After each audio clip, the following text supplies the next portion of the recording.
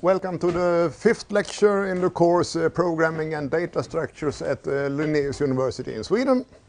The topic for today is testing in general and JUnit testing in particular. What do we mean by testing in computer science? Have you done any testing so far? Ensure that the program is correct. Yeah. In what way? How do we do it? How do we ensure that the program is correct? There is no failure. Yeah, but we are running the program many times in order to verify or at least convince ourselves that the program is working correctly. What you have done in many of the exercises, I have asked you to provide a main class that are demonstrating how your classes are working. This can be considered as a tiny bit of testing. You're more demonstrating how it works. You are not testing it in all possible cases. So with testing we mean process of executing a program with the intent of finding errors. You have developed something and you would like to test it, then you are running it with a number of different inputs and you're doing it with one only purpose, is to find any bugs and errors in your code. So you are testing it with ordinary input, but you're also trying to come up with difficult tests to see that the implementer has actually thought about all possible cases. I will talk about testing in general, half of the slides, and then I will talk about unit testing and one particular tool called JUnit that is designed to help you write simple tests for your program. First of all, in order to describe different types of testing, we must introduce some kind of terminology. And when we have a very large program, we are talking about the system. A system object-oriented and classes. Well, we have a system. We have the whole system. We are dividing the system into subsystems. The subsystems are divided into components. And the components consist of a few classes. So the hierarchy of entities here is system, subsystem, component, and classes. They are larger and larger or smaller entities of a program. In the previous course, we talked about the software development process. We are dividing the work of producing a new piece of software into a number of steps. The first thing is the requirement specification, system design, subsystem design, implementation, and then later on maintenance. The requirement specification was the first step. Then we have a customer, then we talk to the customer and try to figure out what they want our system to do. So the requirement specification is collect features as seen by the clients and the users or the customers. Then we take this specification, which is rather vague, and we are converting it to something called a system specification. This is basically the same information as that we have collected up here, but presented from a programming point of view. These are vague features, these are specific features that it should handle. And then we have a top-down approach, the abstraction process, or when we are trying to identify smaller subsystems. And from this subsystem we are identifying components. We divide our system into smaller and smaller parts. And once we have designed it and come up with a structure for the program at down to class level, then we start to implement it. And as I said earlier on, after implementation we are shipping our product to the customers, and then they start to use it, but later on we do maintenance on the system. The customer realizes that they need more features, we discover bugs in our program, and we update it in several different ways. This part, for a larger system, it might take 2 years to implement the system, and this one is running for 10 years that we are updating the system. Testing takes place all the time. the simplest version is component or unit testing. Unit is just another word for a component. We are testing the smallest parts of the system in isolation to find an error. This is what we will take a closer look later on. But also integration testing. One team has developed a few components or a subsystem, another team has developed another subsystem. We put them together and see that they are working together as they should. That's called integration testing. And then also alpha and beta testing. You probably have heard of these. When it's a game or some piece of software, when they are about to be released, they are releasing it to a smaller group of people that can start using it in advance. That's called beta testing. They get a preliminary version of the program and they make sure that it works before we are actually releasing it to all the customers. Regression testing. It's the name of the testing that takes place after code change and update. You realize that you have an error in your code, you make a few modifications in your code, then you must decide, do I need to retest the entire system or can I only test it locally here? But in general, tests taking place after code change is called regression testing. Also, sometimes you do something called performance testing. Acceptable time and memory costs. It might be that your system is fulfilling all criteria. It can do this and this and this, but it's extremely slow. Also, for example, a banking system. Assume that we have designed the banking system to work with, say, 1,000 transactions each second. This is our design goal. What should happen when it comes 100,000 transactions for 1 second? What is an acceptable behavior in that case? It is designed for 1,000 transactions a second, but all of a sudden we have a much larger. What is acceptable behavior in that case? Maybe other transactions are queued so that it's... Yeah, I think acceptable behavior is that the system starts to be a bit slow. That's okay. Unacceptable is that we are losing transactions or that it crashes the system. So performance testing is to verify acceptable times and also verify acceptable behavior at abnormal conditions. So that's performance testing. I have mentioned this earlier.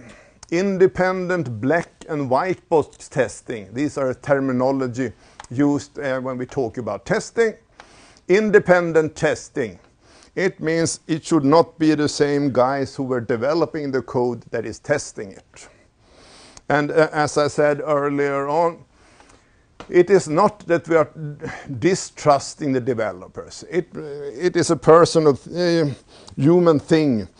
If I implement something and then I should test it, I have a tendency to test my own implementation. I'm not testing all the requirements. I have my own view of what the system should look like and how it should behave, and then I test this behavior. If someone else do the test, it's much more likely that we'll find logical error or misinterpretations of the requirements. So better chance of finding logical errors if we are using an independent test team. Of course, more costly in terms of hours. If I have developed a system, I can rather easily test its system. I know exactly how it works. If we should have another group of developers that are testing my system, they must do a lot of reading up before they can do it. So it takes longer time in general to do independent testing. But we have a better chance to find certain type of errors. Black box and white box. Black box means I have been given a certain piece of software and I test it, but I don't look inside the code. I'm just informed that this piece of software should fulfill these criteria, and I test that it fulfills these criteria. I don't care about how they implemented it. For example, given an interface, a properly documented interface, you can write a test for it, this interface. You don't care how they implemented it. You just verify that if you are adding something to a list, the size increases by 1. And it's in the end of the list, something like this. Advantage, independent testing possible. Disadvantage, impossible to make sure that every part of the code is tested. It might be that if I only do black box testing, I'm only covering half of the code. I'm not providing the input that triggers certain parts of the code to be executed. So it might be that we are not testing all part of the code in this case. Of course, white box testing, the test designer has access to the source code and can make sure that every part of the code is tested. Advantage is, of course, every part of the code is tested. The disadvantage is that this one is impossible for larger systems. You can make sure that every method is executed if you have a few classes to test. But if you have 1,000 classes, it is impossible to come up with different inputs that are triggering every part of the code. So white box testing is only useful for smaller systems, components. Testing can only show the presence of error, not their absence. Do you understand this? When I'm testing, I'm trying to find errors, and I might find errors. But in most cases, no matter how many tests I do, I cannot verify that we don't have any errors. Most software, there are an infinite number of possible inputs, and I cannot test all of them. So general infinite set of possible input data, infinite set of possible user scenarios. That means we cannot test all possible executions. We cannot prove the absence of errors. There is one part of theoretical computer science called verification. Here they actually use a lot of mathematics and reasoning, and they actually try to prove that this piece of program is always correct. Mathematical proof showing it. We are fond of it in the academic world, but in practice it doesn't work. You cannot do a proof for a larger system like this. Certain parts, I know for sure that, for example, in Sweden we have a company called Saab, and they are delivering war aircrafts. Certain parts of their code must be verified. The cockpit must eject the pilot within 1 second. So certain parts of the code, they must actually go through these steps, and they are horrible. To actually verify that in all possible scenarios the pilot is ejected within 1 second, it's an awful job. So most companies are not using verification at all. It's only in certain conditions that we are using verification. But in general, it is possible to show properties, like a mathematical proof, that these are always correct. But in practice, it's not used. It's much too time-consuming. So, this is the one thing you should have in mind. When you are testing things, in general, we are not proving anything. Why are we testing then? If we can't prove that my code here is without any error, what's the purpose of testing? The What? obvious situation. I don't understand. Why do we test the obvious situation? So we don't face it. It will happen eventually. Yeah, we are not proving anything, but still we are testing a lot. I would say that I read somewhere that Microsoft, in their development departments, 1/3 of the guys are working with testing. So they spend a lot of time and effort in testing. Still, we cannot prove the absence of error, so why do we use testing? To find the presence of errors. Yeah, to remove as many errors as possible, and in general build confidence in the software. If we do a lot of testing, you have probably done it yourself. You have developed a bit of code, a method or a class. You have tested it in all possible cases. Then after a while, you start to believe yourself that this one is actually okay. And this is the whole idea. We test it a lot, and then after a while we start to think that, yeah, actually I think this one is working. That's the whole idea. Reasons for testing.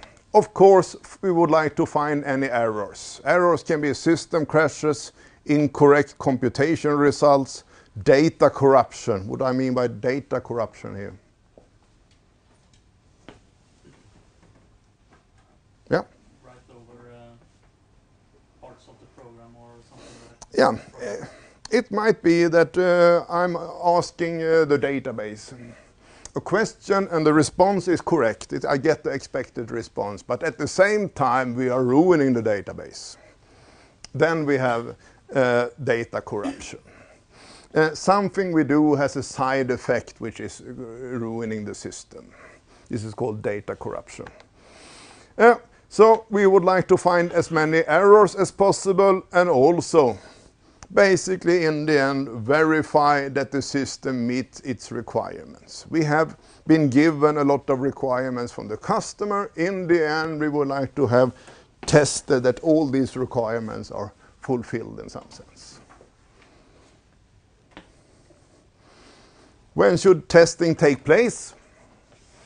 You can do it after system development, but before release, as an integrated part of the development process, and also, a bit strange, it might look, before implementation.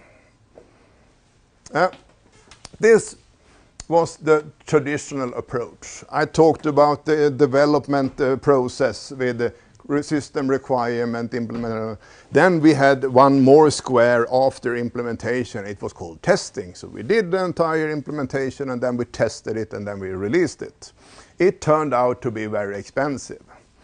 You have been developing your software for 1 year, and then you realize that it's not working. The idea is that errors should be discovered as early as possible. So now we do it as an integrated part of the development process. You develop a piece of code and you try to test it immediately. You put something together, 2 different parts, and then you test that their interaction is correct. So testing is a part of the development process. I will explain this later on. Of course, we cannot test the program before it is implemented, but the idea here is that we should start to consider and design our tests before we do the implementation. And if I have a test suite before I do the implementation, then I'm rather I know exactly where to go. I should implement it until I pass all the tests. They are claiming that you become more goal-directed and more efficient if you take this approach. You start by producing the test. The test is the criteria for enough is enough, and then you're just implementing it until you pass all the tests. This is a idea called extreme programming. I will discuss it a bit later on, but they are saying that it makes you more goal-directed if you start to think about and construct the tests before you're actually implementing the code.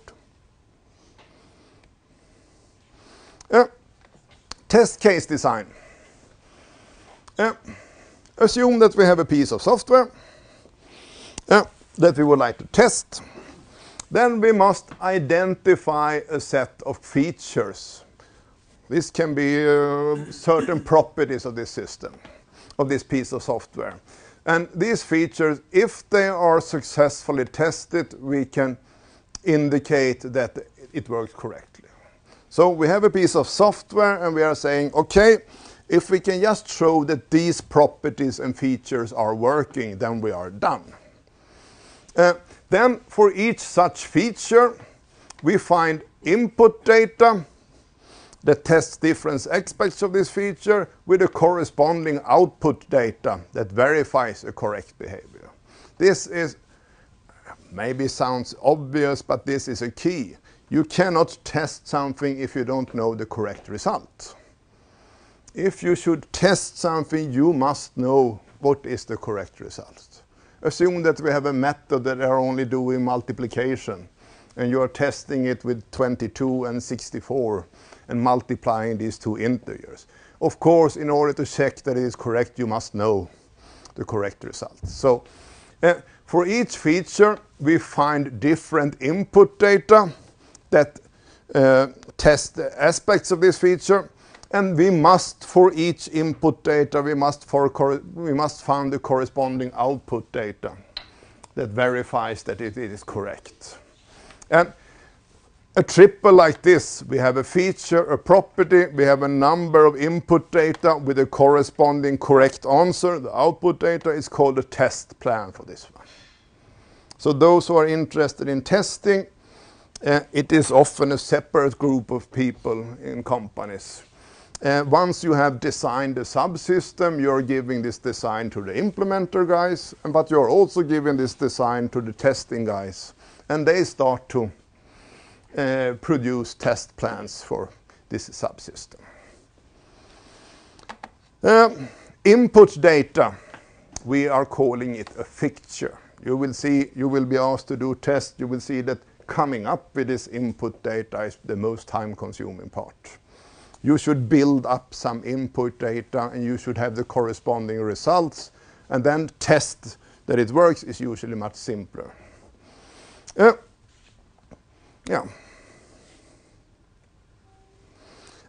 The focus of this lecture will be component or unit testing. This is two words describing the same thing. A component is usually a few classes. It's the smallest part of a system.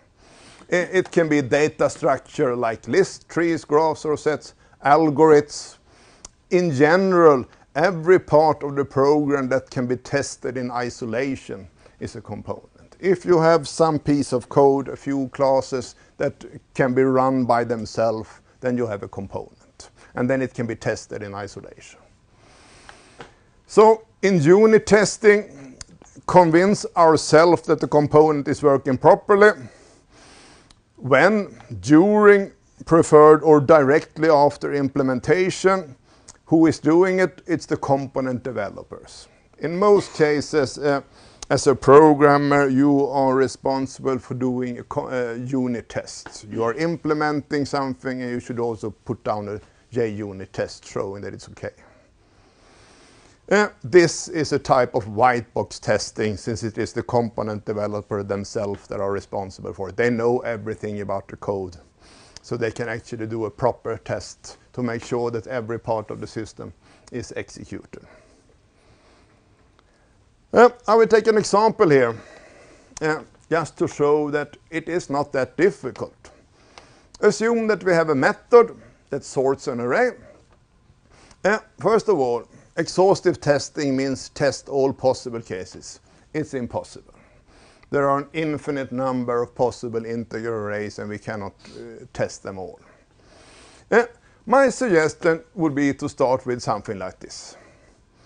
An empty list, an empty array, sorry, it should be a semicolon over here. An array containing only one value, a few standard arrays, and a very large array. If it works for this one, then I would say it's likely that it works in most cases. Some students are ambitious, and they would like to show to the teaching assistant that they are very ambitious. So they are providing 10,000 different standard arrays, and it's pointless. If it works for 5, it probably works for the remaining 9,995 of them. Take a few standard cases, make sure that you're testing the extreme values. Take a large one in the end to make sure that it doesn't break down for certain cases. So when you are asked to come up with JUnit's test, try not to do as many tests as possible. Try to do as many different tests as possible. That's the key idea. So in general, test all the extreme cases, test a few standard cases, and for the scalability, test a large case, just to see that it works. For example, if you are sorting and you were giving it an array of size 1 million, what can we expect? Should it take an hour? Yeah, For an array of size 1 million, it will stop and it will have to work for a while, but it shouldn't take an hour and it shouldn't run out of memory or something like this. Then you have done something wrong in your implementation. Of course, it doesn't make sense in certain methods. If you have a get method, give me the height of the rectangle, you cannot do any exhaustive testing here, any large input values here. So testing a large case doesn't make sense for a get method in most cases. So only when you are doing a bit more intensive computation this makes sense. We are interested in white box testing. Make sure that every method is tested. I would say that this is a minimum. If you have writing a JUnit test for a list and you don't test all methods, then you will fail. So of course every method should be tested to make sure that they are working. I would say that this is a realistic goal. Make sure that every statement in all your methods, at least one test should touch them in some way. It shouldn't be one part of the code in an if statement that are never executed in your tests. Try to test every possible execution path. What do I mean by execution path here? You can think of an execution as starting in the beginning of the method and ending in the return statement. And for an if statement, you go this way or this way. So you are starting up here and you're going some path depending on if statement and while statements. And every possible path means that we should find every possible path from the start of the method until the return statement. This is rather tricky. You must often, it is a non-trivial to find what specific input that triggers a certain path. So I would like to say that this is where you should aim. Make sure that every part, every statement in the code that you are tested is executed in at least one test. Yeah. So when it comes to unit testing, the suggested approach is you are implementing a method and then you are testing it. You will be asked to implement a linked queue in the second assignment. We are recommending you that you're implementing one of the methods and then you go and test to verify that it works. And when you're rather convinced that the add method is working, then you start to work on the remove method or whatever you're doing. So take them one method at a time, make sure that they are working, and then you proceed to the next method. The extreme programming, as I mentioned earlier on, they are saying write a test for M, then implement M, and then test the method M. So they would like you to start by writing down your JUnit test in this case, before you are implementing it. And then you are implementing and then you're testing it. They are claiming that first, start by writing a test is a good preparation for the implementation. You are forced to start thinking about strange behavior and extreme cases. The implementation process is more goal-directed. You're done when you pass the test. If you have a test and the test is properly done, all you have to do as an implementer is make sure that your code is passing this test. You will save time once you get used to it. XP believers are claiming this approach. And it might be true. The problem is that companies have realized that it only works for small parts of the system. If, for example, in our case with implementing a queue, it would probably work, this approach. In the long run, if you're implementing a lot of queues, or data structures and you are used to this approach, I guess you will save time in the long run. But non-believers say it doesn't scale to larger projects. But the idea, I think, is interesting.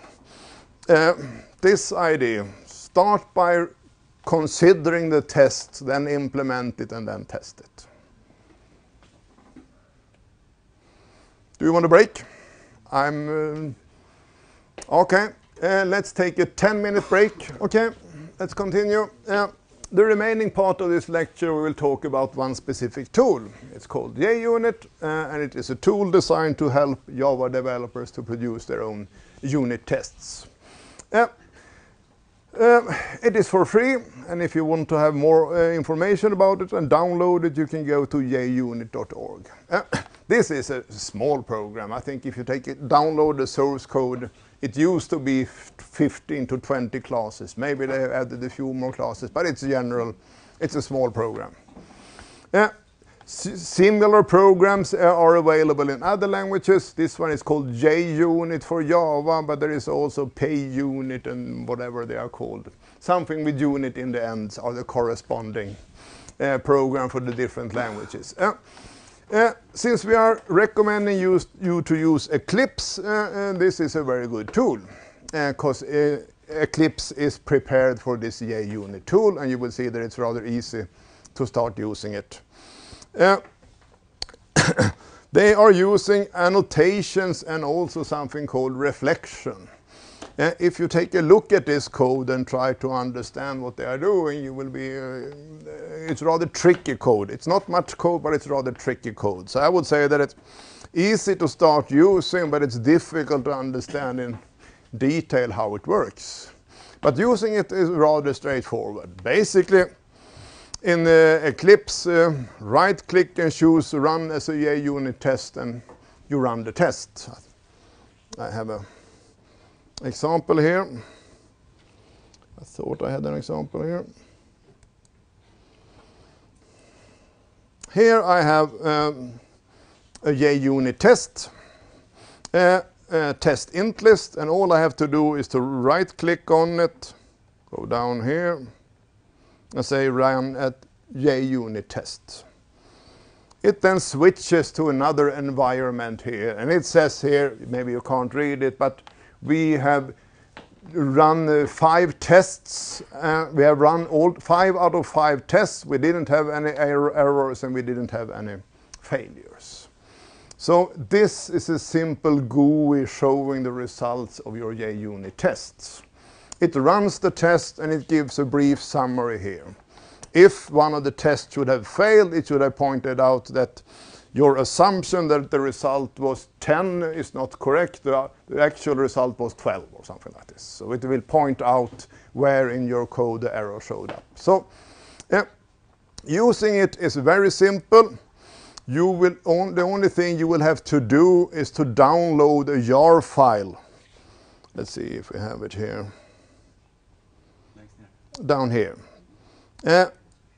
Among your reference libraries, you might have downloaded the language tool for the first assignment. You need to download one more jar file called JUnit 4. something.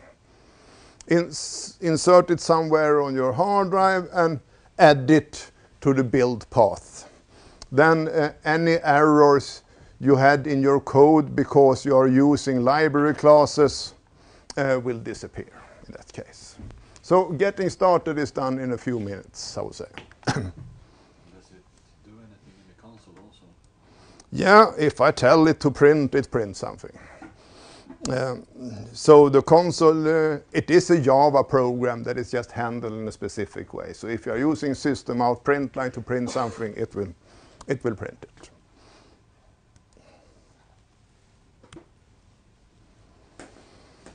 Oops.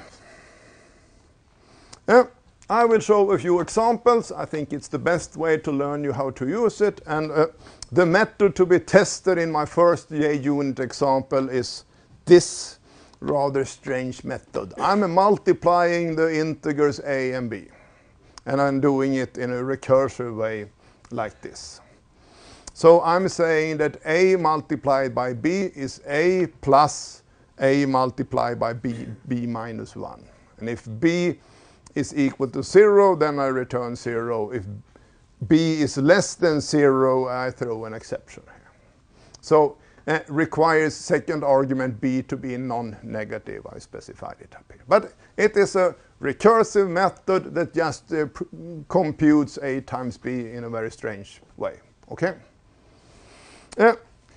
My idea for testing it is test the extreme cases, 0.5, 5.0, like this. Test a few standard cases, test with large values, and test exception. We are breaking this rule. Second argument to be non-negative, it will throw an exception. We should test that it also identifies this test and raises an exception in this case. So this is what I think is a suitable test to test the functionality of this method. Do you agree? It makes sense? Or would you like to add more tests? No. This is a JUnit program, and I think it is, apart from a missing parenthesis down here, I think it is a complete program. We are importing a few things from the JUnit package here. We have an ordinary class with an ordinary method, but we have annotated the method with test here.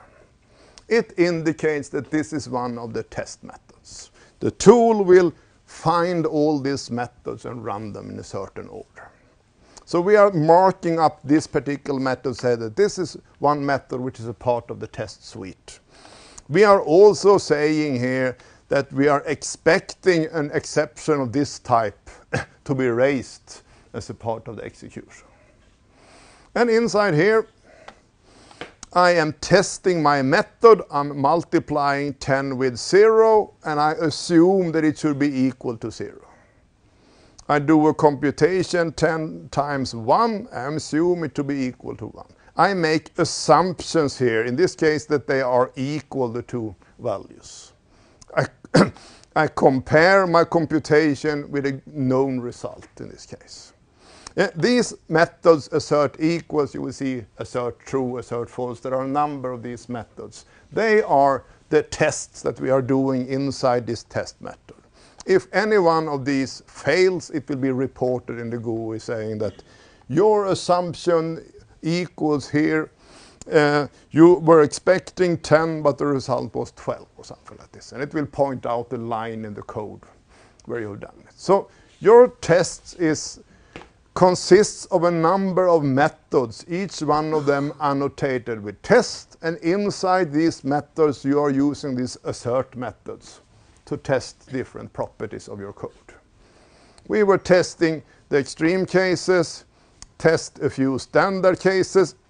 Here I'm using another variant of the assert equals method where you can also provide an error message. So I am testing that 10 multiplied with 5 equals 50, but if it fails, it will print this as a part of its error message. Test a case with larger numbers. I'm checking that these guys multiply with each other is this one, and it's the same approach. I compute it using my mult method and I compare it with a correct result. Finally, I'm doing something that I know will force an exception. But since I have marked this test method that this one is expected, it will not result in error. If your code inserted here didn't raise an exception of this type, then you will have an error. So this one that we are raising an exception here, it is a part of the test, and this one says that this is the correct behavior, that we have a certain type of exceptions. Questions? So when you are writing a test for a list or a queue, you will have your class, queue test or whatever you're calling it. It will contain a number of these methods. Each method that is a part of your test is annotated with test, and then inside them you're using these assert methods to verify certain things.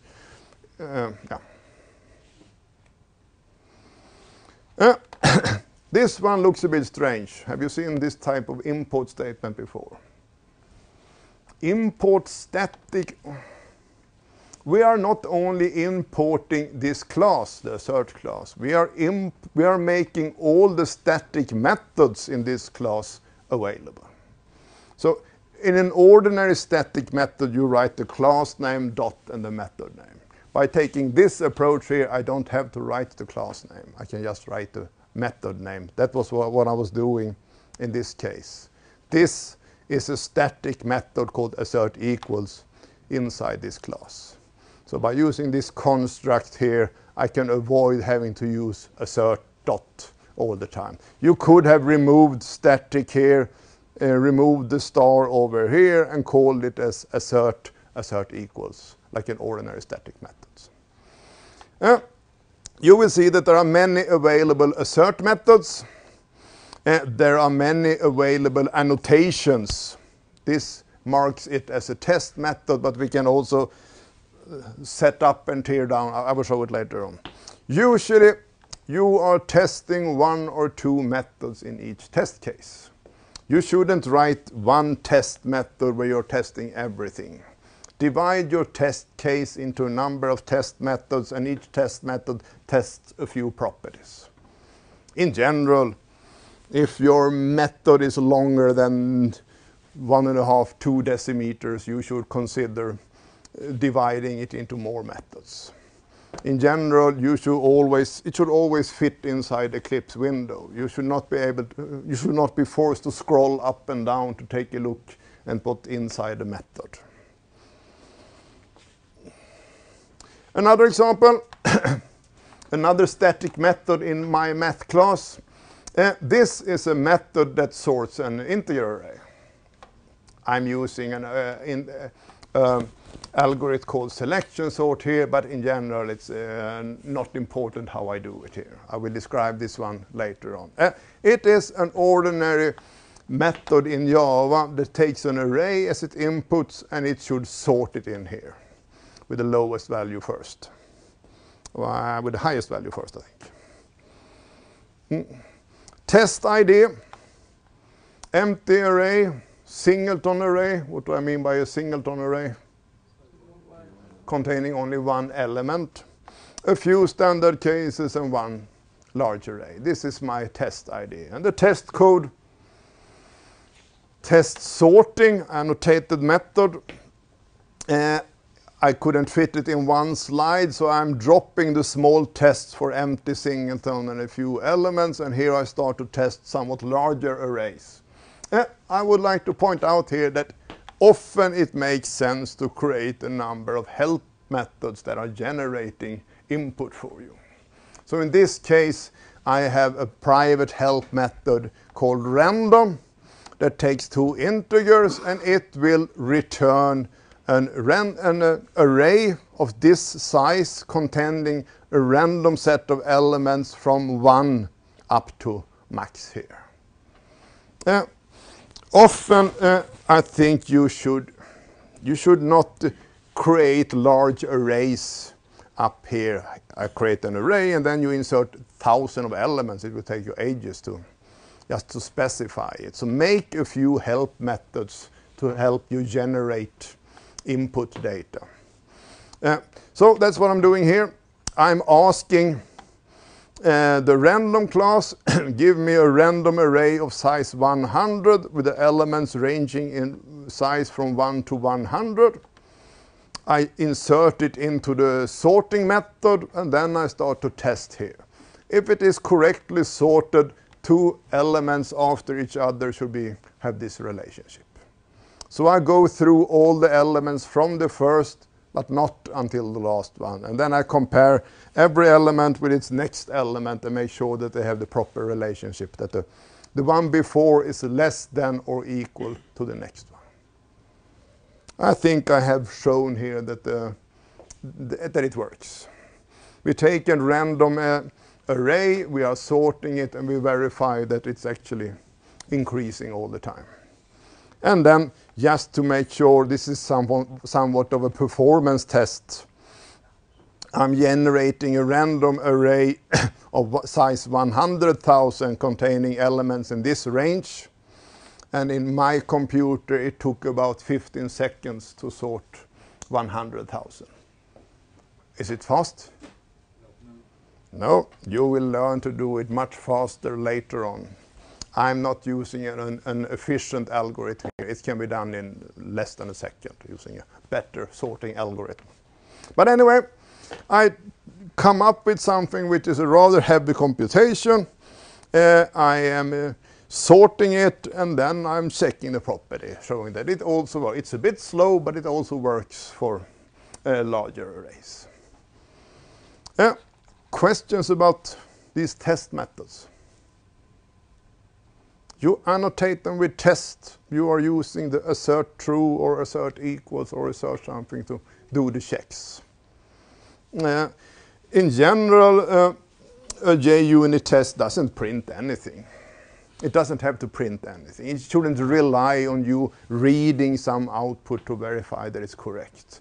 In the ideal case, your test case is a run, and if it doesn't fail, then it is correct. You shouldn't have to read the output to verify its correctness.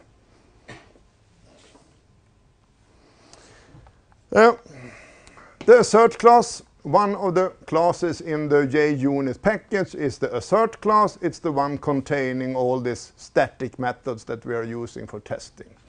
Assert equals, they are using the equals method on objects. Assert same uses this one to compare objects. So slightly different. You remember that this one compares what? When we apply it on an object and we are using this operator, what are we comparing them? Reference. Yeah, we are comparing object identity. Is it the same object using this approach? The ordinary case is to use assert equals. They apply this method, and this is the one that we can override ourselves. We can define when 2 points are equal or whatever we like. So usually this is what we are interested in. Assert false, assert true, assert null, assert not null. There are a number of different methods available.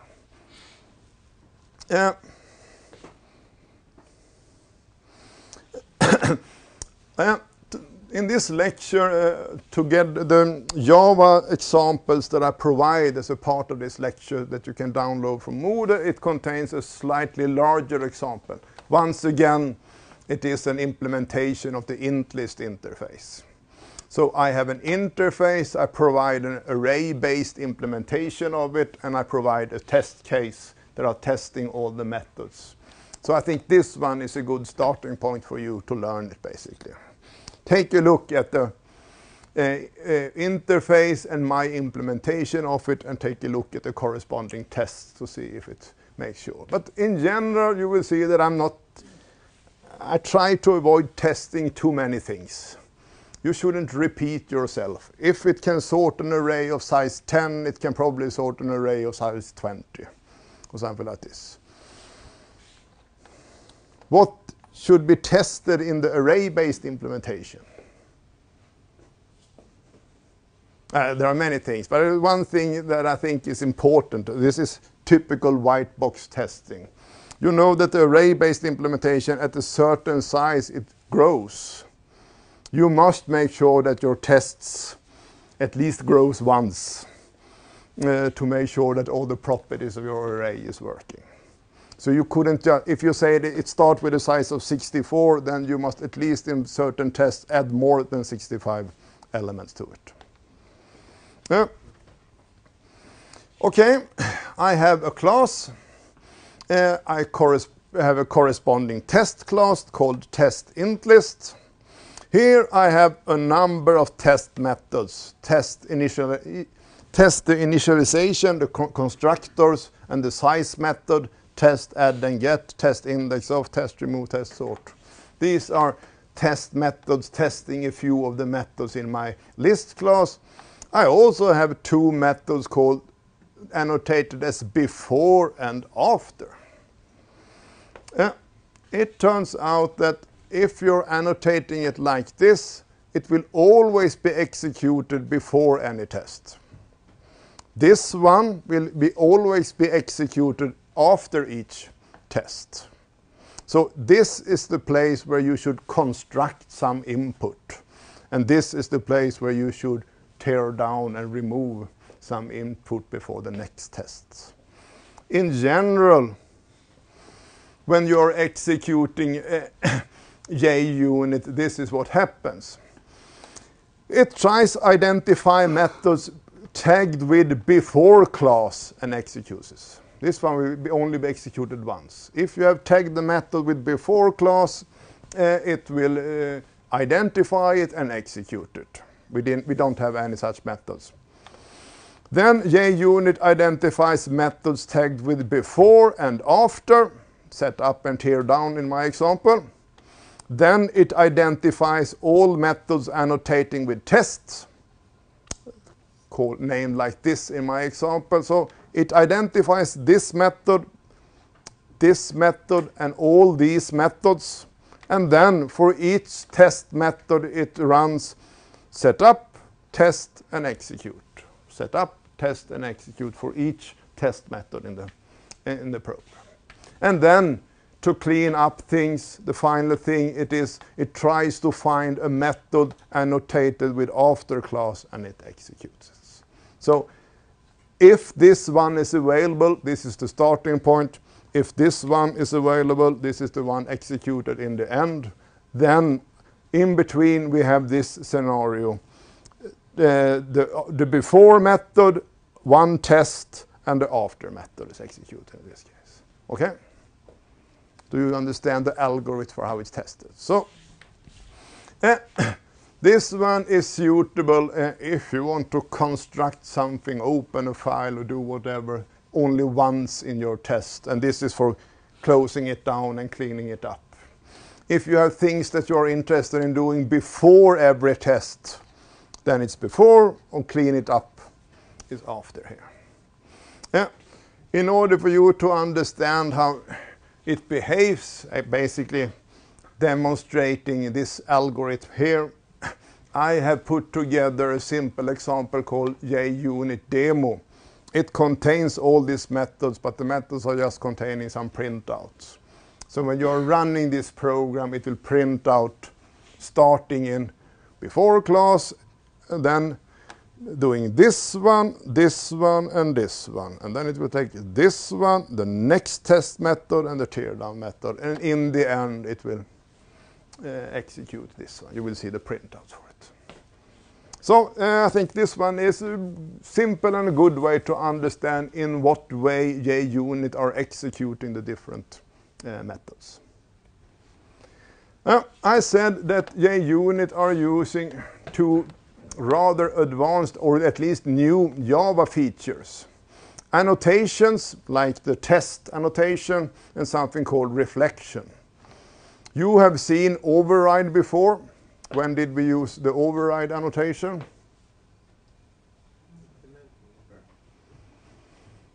What? Override in override, yes. No. I told you that you should, when you're overriding a method in a superclass, you should annotate the method that is overriding it with override. And this is an instruction to the compiler to check that we are actually overriding an existing method. So in general, these annotations can be considered as information to tools that are processing your code. Override is an instruction to the compiler. You can write suppress warnings. What will happen in that case? Jakob, what will happen in suppress warnings?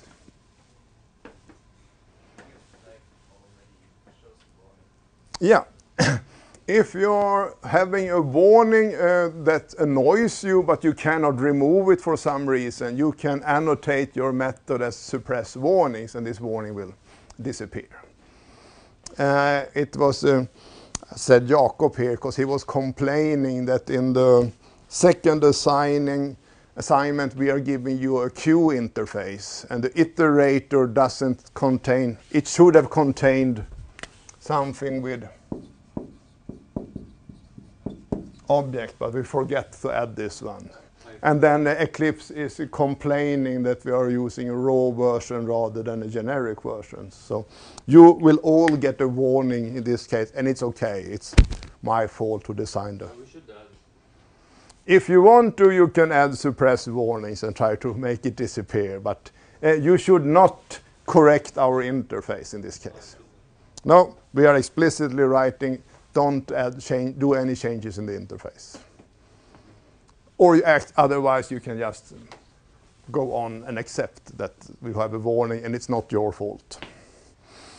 So annotations are tags marking up the code, primarily used by tools.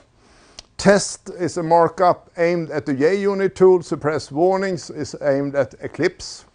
And override is aimed at the compiler to check that we have. They have no effect on the execution. They are just marking up the code for different tools to be able to identify them and process them. Reflection is a bit more complicated and not that commonly used. You can ask Java at runtime to inspect the code. You can say, give me that class, and then you can ask this class, give me all your methods in this class, execute this method in the class. You can start to instruct Java to inspect the classes and also execute classes. You can at runtime construct new classes for certain properties. This is called reflection. Don't bother about it. You will meet it in the second year of your courses. It's not a part of this course. But I'm just showing you a simple example here. I have a method called invoke toString, and I said you should provide a class name. Assume now that we are providing a name of any class.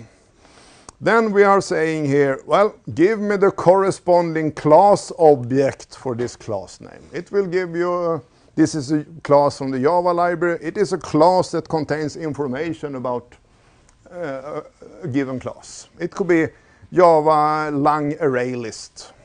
Then it will give you an object here containing information about Java lang array, Java util array list. You can ask it, give me the method with the name toString. It will give you a method of the toString, something that represents the toString method in the array list class. You can also say, create one instance of this class. It will give you an object of array list class in this case. And then I can say, print the name of the class, and here, invoke the toString method on this newly created object. It will execute the toString method on the object that we created in here.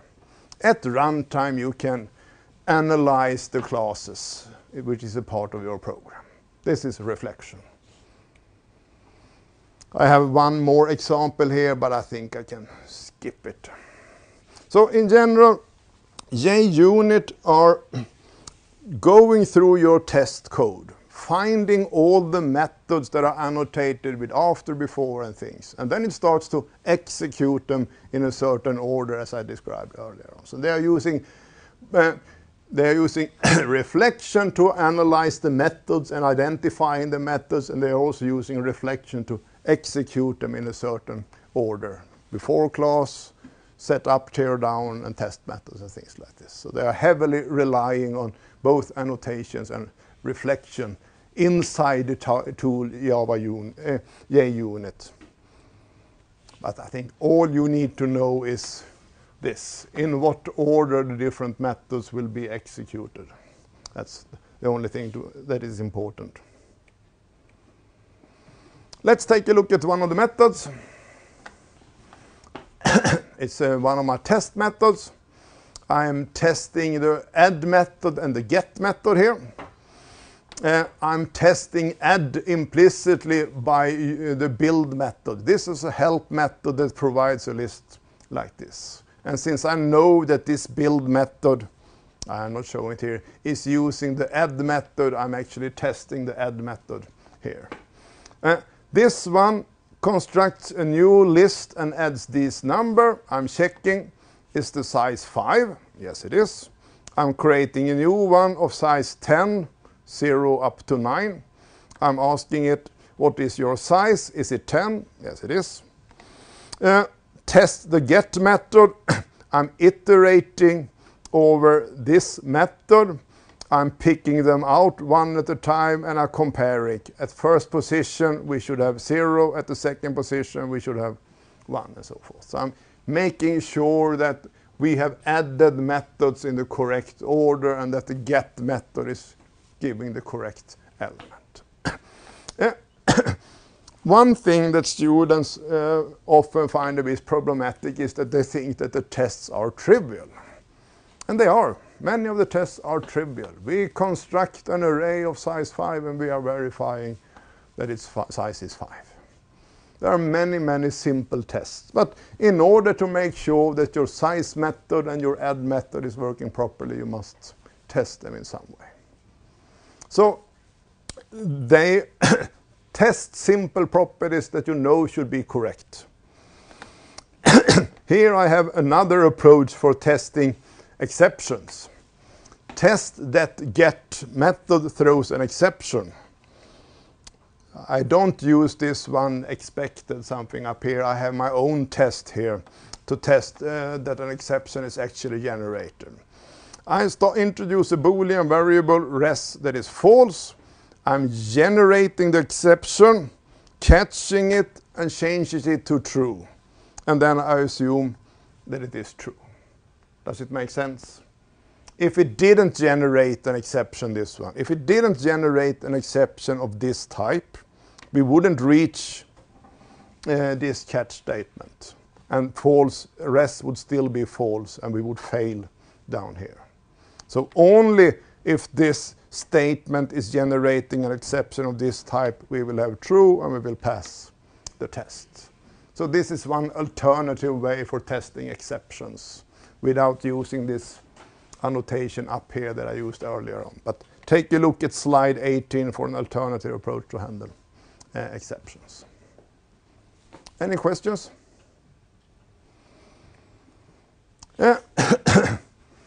Generating test data.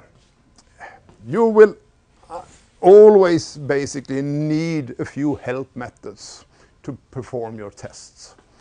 To test my integer list, I have a method called build that builds a predefined list. I know exactly the elements. It's the 0, 1, 2, 3, 4, 5 up to a certain size. So I know exactly what elements I have. And also basically to test the sorting, I'm creating a random list here. So expect your code to contain the test methods that are annotated with test, but also a few help methods to create suitable input for your whatever you need.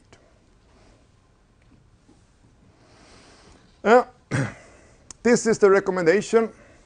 Implement the method, write the test. Each test method tests 1 to 2 methods. No exhaustive test. That means don't try to sort it 10,000 times. Pick a few well-selected cases, standard cases, extreme cases, more demanding cases. And also don't hesitate to create a few help methods to generate input data. This is my recommendation. Are you not doing this? Haven't you done this approach already without using the JUnit?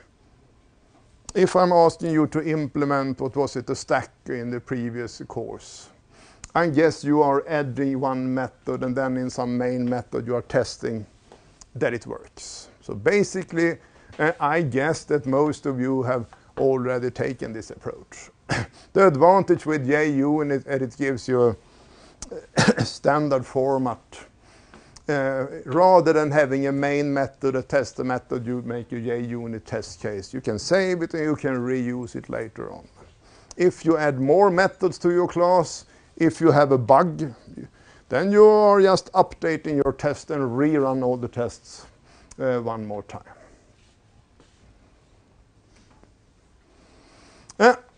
Getting started. Download and install JUnit 4.something in Eclipse. I suggest download my JUnit example and test them in Eclipse. Study and understand how they work. Start working on the JUnit exercises. There is a wiki at JUnit.org, and JUnit is a very common tool. Google on JUnit and tutorial, and you will find plenty of information. Remember that it should be 4 dot something. They completely switched their implementation from between version 3 and 4. They didn't use annotations in JUnit version 3 and earlier on. So it must, if you're reading up on it, you must find information related to 4 dot something. JUnit exercises. A JUnit test for the queue in exercise 1. The second exercise, we are running out of inspiration here. The second exercise is a VG exercise, a JUnit test for the circular queue in exercise 2. Here we are asking you to not make a completely new test case. You should actually try to modify this one in such a case that with a minimal number of changes we should be able to test both the queue in exercise 1 and the circular queue. It should rely on the interface more than what type of implementation you are using. Questions about testing? Have you started to work on the second assignment? Good. Good. See you next week.